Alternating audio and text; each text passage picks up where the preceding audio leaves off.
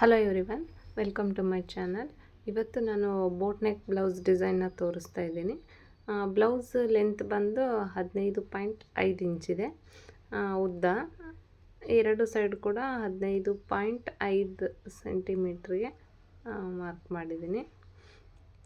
ಅಗಲ ಬಂದು 11 ಇಂಚು, ಮೇಲ್ಗಡೆ ಮತ್ತು ಕೆಳಗಡೆ ಎರಡು ಸೈಡ್ ಕೂಡ 11 ಇಂಚಿಗೆ ಮಾರ್ಕ್ ಮಾಡಿದ್ದೀನಿ. ಮೇಲ್ಗಡೆ ಬೋಟ್ ನೆಕ್ ಆಗಿರೋದ್ರಿಂದ 4 ಇಂಚ್ ತಗೋತಾ ಇದ್ದೀನಿ.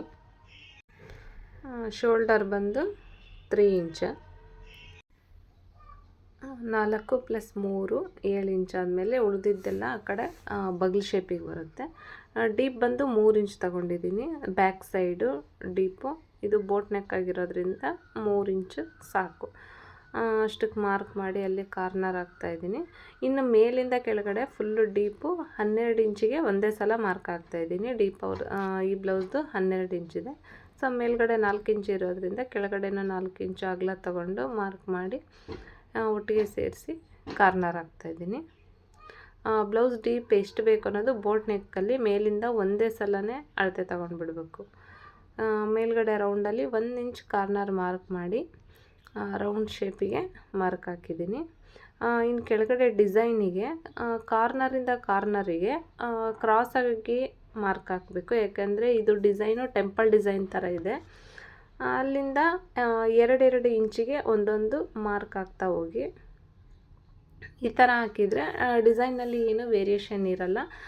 ಪ್ರತಿ ಸ್ಟೆಪ್ಪಲ್ಲೂ ಸಹ ಕರೆಕ್ಟ್ ಅಳತೆ ಬಂದಿರುತ್ತೆ. ಹಾಗಾಗಿ 2 ಇಂಚಿಗೆ ಮಾರ್ಕ್ ಮಾಡಿ ಅಲ್ಲಿಂದ ನಾವು ರೌಂಡ್ ಶೇಪಲ್ಲಿ ಮಾರ್ಕ್ ಮಾಡ್ಬೋದು. ನಾನು ಹಾಗೆ ಕೈಯಲ್ಲೇ ಹಾಕ್ತಾಯಿದ್ದೀನಿ. ನಿಮಗೆ ಬೇಕಾದರೆ ಏನಾದರೂ ರೌಂಡ್ ಶೇಪಲ್ಲಿ ಏನಾದರೂ ಒಂದು ವಸ್ತು ಇದ್ದರೆ, ಬಳೆ ಇದ್ದರೆ ಅದನ್ನು ಮೆಜರ್ಮೆಂಟಿಗೆ ಇಟ್ಕೊಂಡು ಅದ್ರ ಮೂಲಕನೇ ಬೇಕಾದ್ರೂ ಸಹ ಹಾಕ್ಬೋದು. ಬಗಲ್ ಶೇಪು ನಾನು 6.5 ಇಂಚ್ ತಗೊಂಡಿದ್ದೀನಿ. ಎರಡು ಸೈಡ್ ಸಹ 6.5 ಇಂಚಿಗೆ ಮಾರ್ಕ್ ಮಾಡಿ ಕಾರ್ನರ್ ಹಾಕಿ ಹಾಗೆ ಬಗಲ್ ಶೇಪ್ ಸಹ ಇದ್ರ ಜೊತೆನೇ ಕೊಡ್ತಾಯಿದ್ದೀನಿ. ನಾನು ಕೆಳಗಡೆ ಬಟ್ಟೆನೂ ಸಹ ಅಂದರೆ ಫ್ರಂಟ್ ಪಾರ್ಟ್ ಏನಿದೆಯಲ್ಲ ಅದನ್ನು ಸಹ ಒಟ್ಟಿಗೆ ಕಟ್ ಮಾಡ್ತಾಯಿದ್ದೀನಿ. ಇದು ಕಟೋರಿ ಕಟ್ಟಿಂಗ್ ಆಗಿರೋದ್ರಿಂದ ಹೆಚ್ಚಿಗೆ ಏನೂ ಇರಲ್ಲ, ಫ್ರಂಟು ಬ್ಯಾಕು ಒಂದೇ ಅಳತೆ ಇರುತ್ತೆ. ಸೊ ಹಾಗಾಗಿ ಒಂದೇ ಸಲ ನಾನು ಎರಡನ್ನೂ ಸಹ ಕಟ್ ಮಾಡ್ತಾಯಿದ್ದೀನಿ. 2 ಫೋಲ್ಡನ್ನು ಸಹ ಹಾಕಿದ್ದೀನಿ. ನಿಮಗೇನಾದರೂ ಮೇಲ್ಗಡೆದಷ್ಟೇ ಬೇಕಂದರೆ ಮೇಲ್ಗಡೆದಷ್ಟನ್ನೇ ಸಹ ಮಾಡಿ ತೋರಿಸ್ತೀನಿ. ಸೊ ಇವಾಗ 2 ಜೊತೆಯಲ್ಲಿದೆ. ನಿಮಗಿವಾಗ ನೋಡಿ ಮೇಲ್ಗಡೆ ಪಾರ್ಟ್ ಅಷ್ಟೇ ತಗೊಂಡಿದ್ದೀನಿ. ಏನು ಮಾರ್ಕ್ ಮಾಡಿದ್ನಲ್ಲ, ಮೇಲ್ಗಡೆ ರೌಂಡ್ ಶೇಪ್ ಹಾಕಿದ್ನಲ್ಲ, ರೌಂಡ್ ಶೇಪಿಗೆ ಇವಾಗ ಕಟ್ ಮಾಡಿ ತೆಗಿತಾ ಇದ್ದೀನಿ. ನೆಕ್ಸ್ಟ್ ಕೆಳಗಡೆ ನಿಮಗೆ ಅದು ಸ್ಕ್ವೇರಲ್ಲಿ ಬಂದಿದೆಯಲ್ಲ, ಸ್ಕ್ವೇರಾಗಿಂತ ನನಗೆ ಸ್ವಲ್ಪ ಯು ಶೇಪಲ್ಲಿ ಬಂದರೆ ಚೆನ್ನಾಗಿ ಅಂತ ಅನ್ನಿಸ್ತು. ಹಾಗಾಗಿ ಚಾಪೀಸಲ್ಲಿ ಹಂಗೇನೆ ಸ್ವಲ್ಪ ಅರ್ಧ ಇಂಚು ಕೆಳಗೆ ತೊಗೊಂಡು ಅದನ್ನು ಯು ಶೇಪಿಗೆ ಮಾಡಿದ್ದೀನಿ. ನೀವು ಬೇಕಾದರೆ ಸ್ಕ್ವೇರ್ ಶೇಪಲ್ಲೇ ಹಾಕ್ಬೋದು, ಏನಿಲ್ಲ. ಎರಡೂ ಸಹ ಸೇಮ್ ಬರುತ್ತದು, ಅದರಲ್ಲೇನೇನಿಲ್ಲ. ಡಿಸೈನು ಈ ಕಾಯಿನ್ ಶೇಪ್ ಮಾತ್ರ ಇದೆಯಲ್ಲ ಕರೆಕ್ಟಾಗಿ ಬರಬೇಕು. ಇವಾಗ ಸ್ಟಿಚಿಂಗ್ ಮಾಡ್ತಾಯಿದ್ದೀನಿ. ಸ್ಟಿಚಿಂಗು ಲೈನಿಂಗ್ ಕ್ಲಾತ್ ಮೇಲಿದೆ, ಕೆಳಗಡೆ ಸೀರೆದ ಬ್ಲೌಸ್ ಕ್ಲಾತ್ ಇದೆ. ಫಸ್ಟು ಒಂದು ಹೊಲಿಗೆನ ಬಿಡ್ತಾಯಿದ್ದೀನಿ. ಅದು ಶೇಪ್ ಹೆಂಗಿದೆಯಲ್ಲ ಹಂಗೆ ನಿಧಾನವಾಗಿ ಒಂದು ಅರ್ಧ ಇಂಚು ಅಥವಾ ಅದಕ್ಕಿಂತ ಕಡಿಮೆ ಡಿಸ್ಟೆನ್ಸಲ್ಲೇ ಹೊಲಿಗೆ ಬಿಡಬೇಕು. ಇದು ಯು ಶೇಪಲ್ಲಿ ಬರೋದ್ರಿಂದ ನಿಧಾನವಾಗಿ ಸ್ವಲ್ಪನೇ ಎರಡೆರಡೇ ಹೊಲಿಗೆಗೆ ಸ್ವಲ್ಪ ಬ್ಲೌಸ್ ತಿರುಗಿಸ್ತಾ ಮಾಡಿಬಿಡ್ಬೇಕು. ಇಲ್ಲ ಅಂತಂದೇಳಿದ್ರೆ ಅದೇನಾಗುತ್ತೆ, ವಿ ಶೇಪ್ ಆಗಿಬಿಡುತ್ತೆ. ವಿ ಶೇಪ್ ಆಗಿ ಶೇಪ್ ಕರೆಕ್ಟಾಗಿ ಬರಲ್ಲ. ನೋಡಿ ಈ ಥರ ಸ್ವಲ್ಪ ಮಿಷಿನ್ ಬಟ್ಟೆನ ತಿರುಗಿಸ್ತಾ ನಿಧಾನವಾಗಿ ಹೊಲಿಗೆ ಬಿಡಬೇಕು. ಆ ಶೇಪ್ ಬಂದಿರೋ ಹತ್ರ ಮಾತ್ರ, ಯಾಕೆಂದರೆ ಮೂಲೆಗಳು ಕರೆಕ್ಟಾಗಿ ಬಂದರೆ ಮಾತ್ರ ಶೇಪ್ ಕರೆಕ್ಟಾಗಿ ಬರೋದು. ಈ ಥರ ನಿಧಾನವಾಗಿ ಇದೆಲ್ಲ ಮುಗಿಯೋವರೆಗೂ ಸಹ ಬಟ್ಟೆನ ತಿರುಗಿಸ್ತಾನೆ ಹೊಲಿಗೆ ಬಿಡಬೇಕು.